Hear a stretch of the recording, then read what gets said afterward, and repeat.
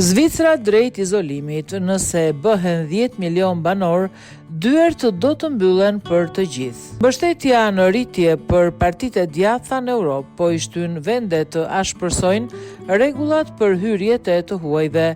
Zvicra po shkon edhe më larg, së shpejti mund të votojë një ligj që vendos kufi për numrin e banorëve të saj. Si të shkruan Bloomberg, sot Zvicra ka rreth 9 milion banor dhe propozohet se nëse vendi kalon 10 milion, hyrjet e reja do të ndalohen thuajse plotësisht.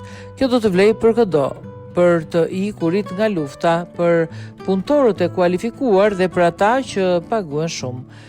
Vendim që pritet të hidhet në votim vitin e ardhshëm, sondazhet tregojnë se shumë zviceran mund ta mbështesin. Kundërshtarëve rreziku është që Zvicra të mbetet pa punëtor të nevojshëm dhe të dëmtohet ekonomia e saj. Po pse kërkohet ky cak?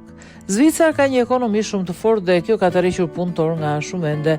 Aty ndodhe qendrat mëdha bankare, doganore dhe shumë kompani të njohura botërore. Për shkak të rrogave të larta dhe taksave të ulta, edhe kompani të tjera të mëdha janë vendosur atje. Popullsia e Zvicrës është rritur për pothuajse 50 vjet me radhë. Banorët ankohen për qira të larta, trafik dhe vende të mbushura në trena dhe autobus. Partia më e madhe djathtë, SVP, thotë se tashmë ka ardhur koha për të kufizuar rritjen e popullsisë për të ruajtur cilësinë e jetës zvicerane.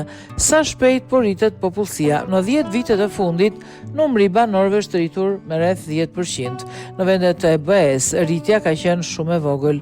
Pjesa më e madhe e rritjes në Zvicër vjen nga të ardhurit. Lindjet dhe vdekjet kanë ndikim të vogël. Po a ka gjasa të miratohet ligji? Po, ka gjasa. Një sondazh i fundit tregoi se pothuajse gjysma e votuesve mbështetën idenë, ndërsa pjesa tjetër është kundër ose e pavendosur. Në rast se po, si do të zbatohet kufiri?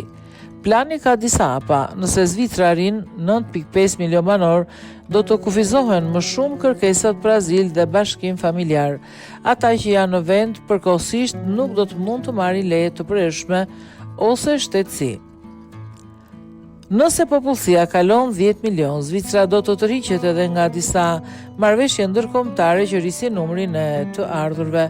Nëse pas 2 vitesh numri nuk bie në 10 milion, Zvicra do të largohet nga marrëveshja lëvizjes së lirë me vendet e BE-s. Ky hap mund të ndikojë në punësimin e rreth 1.5 milion qytetarëve të BE-s që jetojnë në Zvicër dhe në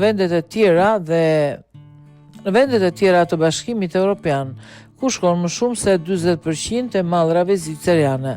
Shumë shoqata biznesi paralajmërojnë se Zvicra do të mbetet pa punëtor, veçanërisht në zanate dhe profesione të kërkuara. Ata thonë se deri në fund të vitit 2040 do të mungojnë rreth 430.000 punëtor nëse kufizohet hyrja e të ardhurave. Mund të ngadalsohet rritja ekonomike, të plaket më shpejt popullsia dhe të vështirësohet tregtia me vendet e BE-s.